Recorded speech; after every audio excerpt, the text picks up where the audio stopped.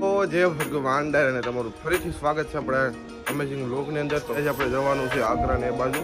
તો વ્લોગની અંદર આપણે અંદર કન્ટિન્યુ રહીશું. ઇન્ડિયાનો લોંગેસ્ટ હાઈવે છે NH44 જે શરૂ થાય છે જમ્મુ કાશ્મીરથી કન્યાકુમારી સુધીનો. અને આ છે તે હાઈવે તમે જોઈ શકો મિત્રો. તમે જોઈ શકો તાજમહેલનો ફ્રન્ટ વ્યૂ.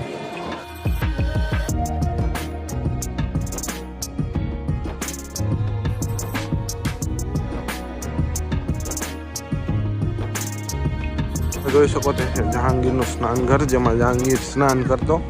ચાર ધામમાં શું શું છે તો મને પણ નથી ખબર, હું પણ પહેલી વાર જાઉં છું એટલા માટે. તો વિડીયોને આગળ બન્યા રહ્યો.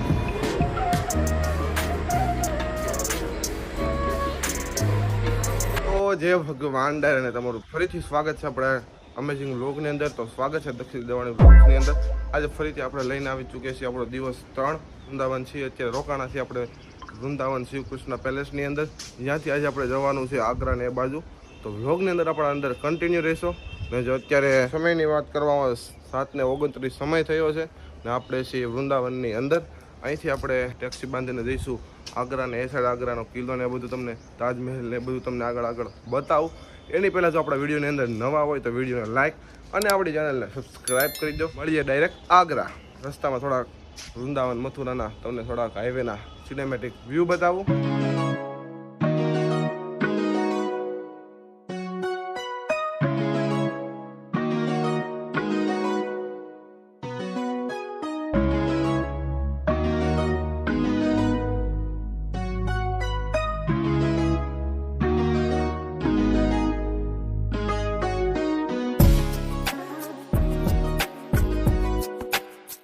અત્યારે આપણે ફાઇનલી પહોંચ્યા છીએ. અત્યારે આપણે જે હાઈવે છે તે ઇન્ડિયાનો લોંગેસ્ટ હાઈવે છે NH44 જે શરૂ થાય છે જમ્મુ કાશ્મીરથી કન્યાકુમારી સુધીનો. ને આ છે તે હાઈવે તમે જોઈ શકો. અત્યારે આપણે બ્રશ કી રસોઈ છે ત્યાં 5-10 મિનિટ માટે નાસ્તો કરવા માટે હોલ્ડ લીધો. ત્યાંથી ડાયરેક્ટ આપણે જઈશું આગ્રા તરફ. 5 થી 10 મિનિટ અહીં ઊભા રહીશું. જો વૃંદાવનથી આગ્રાના ટોટલ કિલોમીટરની વાત કરવામાં આવે તો 70 થી 75 કિલોમીટર જેટલું થાય છે આપણે વૃંદાવનથી આગ્રા. નંબર NH44 નો વ્યૂ જોરદાર. ઇન્ડિયાનો લોંગેસ્ટ હાઈવે છે.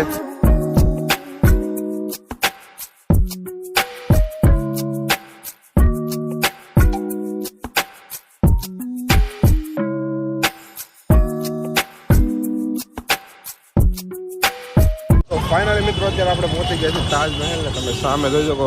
આગળ બોર્ડમાં છે તાજમહેલ 500 મીટર. આગળ બ્લોગની અંદર કન્ટિન્યુ રહી જાઓ. આપણે પહોંચી ગયા છીએ અત્યારે તાજમહેલથી 500 થી 600 મીટર હાલીને જવાનું હોય છે. અને તમે જો આવતા હોય તો ઓનલાઈન ટિકિટ પ્રિફર કરો તો વધારે સારું રહેશે, તો તમને વધારે ઝડપી બનશે. ટિકિટની વાત કરવામાં આવે તો 200 રૂપિયા પર વ્યક્તિ ટિકિટ છે. પછી ચાલીને જવું તો ચાલીને, બાકી જે ઓટો રિક્ષા જેવું ઇલેક્ટ્રિક રિક્ષા ઈ-રિક્ષા છે તેમાંથી તમે 20-20 રૂપિયા ટિકિટ દઈને પણ જઈ શકો છો.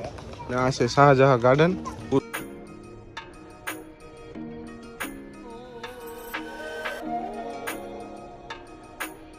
તાજમહેલનું ફાઉન્ડેશનની હિસ્ટ્રી અહીં લખેલ છે, તમે વાંચી શકો વિડીયો પોઝ કરીને.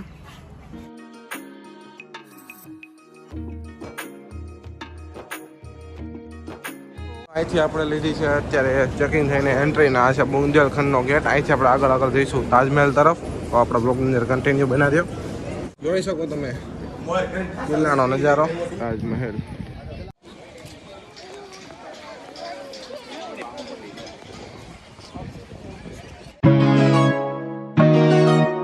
મિત્રો તમે જોઈ શકો તાજમહેલનો ફ્રન્ટ વ્યૂ. અમેઝિંગ અને જોરદાર વ્યૂ છે. અહીંથી આપણે ચાલીને જઈશું અંદર, પણ તમને આગળ બતાવું.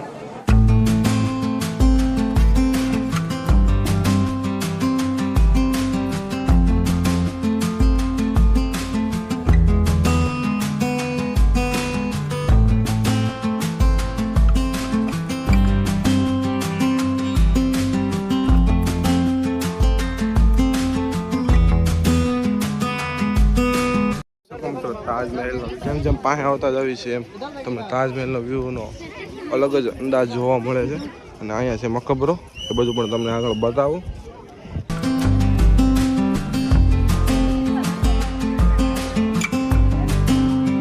જોઈ શકો તમે મારી એક્ઝેક્ટ સામે સાવ નજીકથી તાજમહેલનો વ્યૂ, જે મુમતાજની યાદમાં શાહજહાંએ બનાવેલો હતો. અને જ્યારે તાજમહેલ સંપૂર્ણ કામ પૂરું થઈ ગયું ત્યારે બધા જ કારીગરોના હાથ કાપી નાખ્યા હતા, કારણ કે આવી અજાયબી ફરીથી ના બનાવી શકે એટલા માટે. ટિકિટની મેં અલગ વાત કરું તો 50 રૂપિયાની નોર્મલ ટિકિટમાં તમે ફરતી કોટ તાજમહેલને જોઈ શકો. 200 વાળી ટિકિટની વાત કરવામાં તો 200 વાળી ટિકિટમાં તમને ફરતી કોટ તાજમહેલની અંદર જોવા મળે છે. અને 250 વાળી ટિકિટ લ્યો તો અંદર જે મકબરો છે તે વિઝિટ થાય છે. પરંતુ આપણે એ બધું કાંઈ કર્યું નથી, કારણ કે આ પ્રોપર્ટીમાં આપણે એટલો બધો કાંઈ રસ નથી જોવામાં. એટલા માટે તો હું તમને આગળ તાજમહેલની બાજુમાં જે યમુના નદી છે તે હવે બતાવું. ફાઇનલી મિત્રો, આ છે યમુના નદીનો વ્યૂ, તમે જોઈ શકો. પણ અત્યારે યમુના નદી બહુ પ્રદૂષણવાળી નદી છે. તમને બતાવું કે ચોખ્ખું પાણી નથી નદીનું, ફૂલ કચરો. તમે ઝૂમ કરીને બધો કચરો ને એવું બધું. પાણી પણ થોડુંક ડોળ જે ગટરનું પાણી એ ટાઈપ પાણી છે. એના કારણે પણ તાજમહેલ પ્રદૂષણના કારણે પણ પીળો પડતો જાય છે એવું માન્યતા છે. મિત્રો, અત્યારે આપણે વિઝિટ તો થઈ ગયો છે તાજમહેલને. બપોરના 12:30 જેવું થયું છે. અને તડકો પણ અહીંયા બહુ છે. તો એ આવતા તેનું થોડુંક ધ્યાન રાખવું, કારણ કે ઉનાળાની અંદર અને આરસ ઓળાના કારણે આંખ પણ નાખવું એવો તડકો, ચશ્મા લઈને આવવું એનું ધ્યાન રાખવું. તો હવે અહીંથી આપણે જવાનો વિચાર છે આગ્રા ફોર્ટ. વિડીયોની અંદર આગળ બન્યા રહ્યો, એ પણ તમને આગળ બતાવું.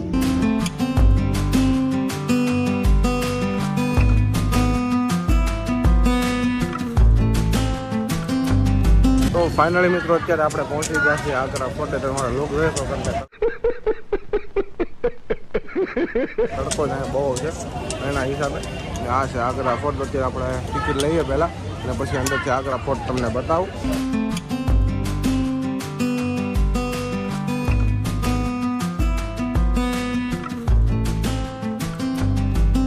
મિત્રો, આપણે એન્ટર થઈ ચૂક્યા છીએ આગ્રા ફોર્ટની અંદર. એન્ટ્રી ગેટ જોઈ લો તમે, સામે ચેકિંગ થઈને અંદર આવવાનું હોય છે.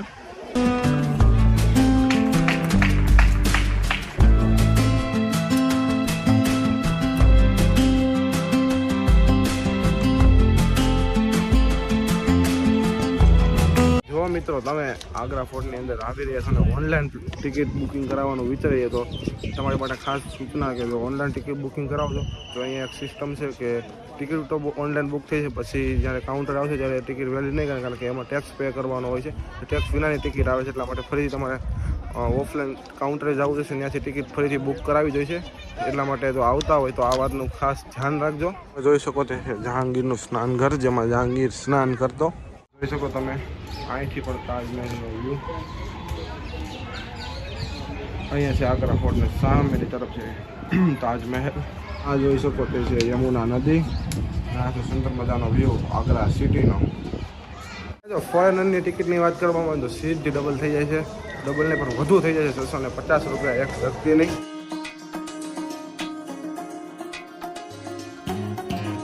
તમે મિત્રો સામે જે ગટર વ્યવસ્થા જેવું જોઈ રહ્યા છો તે છે કે પહેલાંના સમયમાં જો કોઈ ચડાઈ કરી લે તો તે ગટરની અંદર કેરોસીનથી આગ લગાડવામાં આવે છે. જેથી પ્રતિકોર એવું હોવાથી કિલ્લો સુરક્ષિત થઈ જાય છે.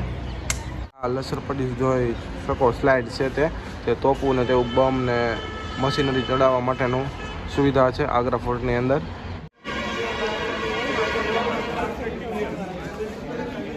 જૂના સમયની મિત્રો જેલ તમે શકો તમે એવડી ઊંડી ને દાદરાવાળી છે. કાલ કોટડી કયો તે પ્રકારે જોઈ શકો તમે.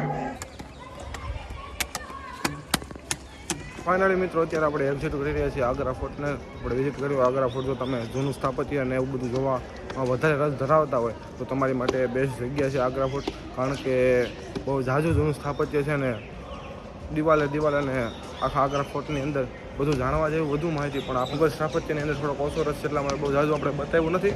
હવે અહીંથી આપણે ફરી જઈશું વૃંદાવન આપણી હોટલે. એની પહેલાં આપણે વિચાર છે નિધિવન તરફ જવાનો. જો ટાઈમિંગ રહે આપણી પાસે 7 વાગે નિધિવન બંધ થઈ જાય છે, તો ટાઈમ રહે તો આપણે જઈશું ને તમને આગળ બતાવશું. તો મળીએ આગળ.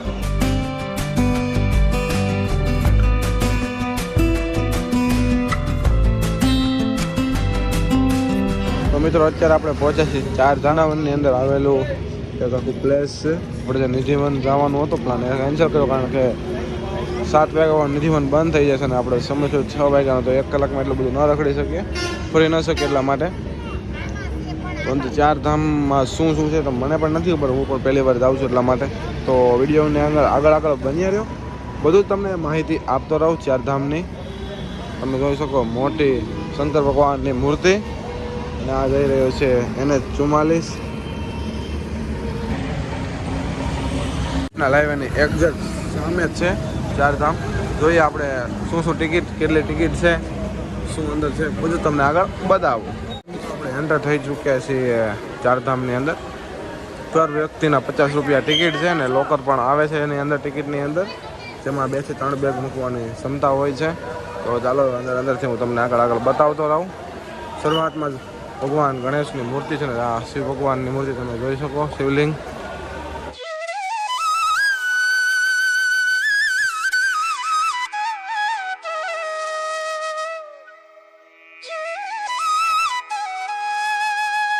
તમે આખો મંદિરનો વૃક્ષો જે અહીંયા મૂકવામાં આવે છે ચારધામની અંદર, જે આખો તકલીફથી માંડીને કઈ રીતના છે આખું છે.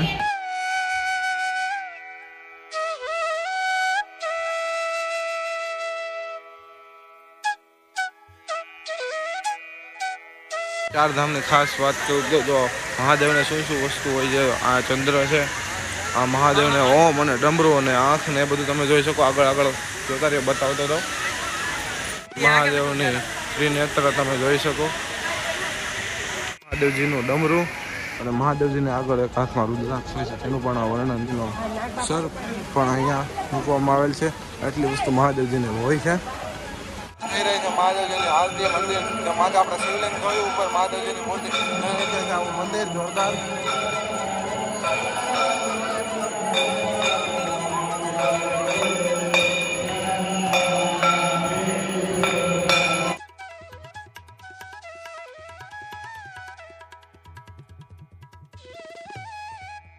રાધા કૃષ્ણ ધામ, ટોટલ 4 ધામમાંથી શિવધામ, રાધા કૃષ્ણ ધામ, શનિધામ ને મા વૈષ્ણોદેવી ધામ, ટોટલ 4 ધામ આવેલા છે આની અંદર.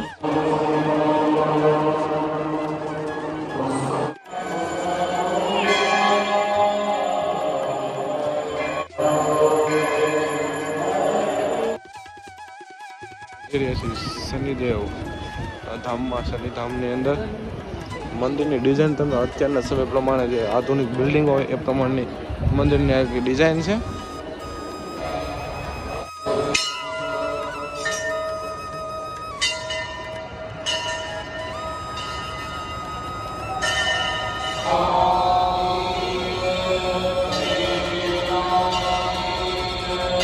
લાસ્ટ હવે આપણે બાકી છે મા વૈષ્ણોદેવી ધામ, 4 ધામમાંનું એક ધામ, જે આ મંદિરની અંદર 4 ધામ છે તેમાંનું.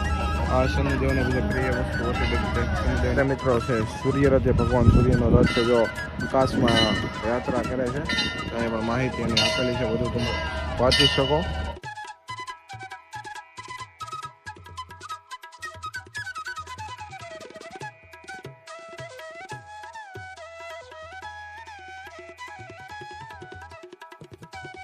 મિત્રો મા વૈષ્ણોદેવી આખું એવું ડેવલપ કરવાનું, જે રીતના આપણે મા વૈષ્ણોદેવીની યાત્રા કરીએ છીએ એ ટાઈપ જ છે અહીંયા ડેવલપ કરવામાં આવ્યું છે.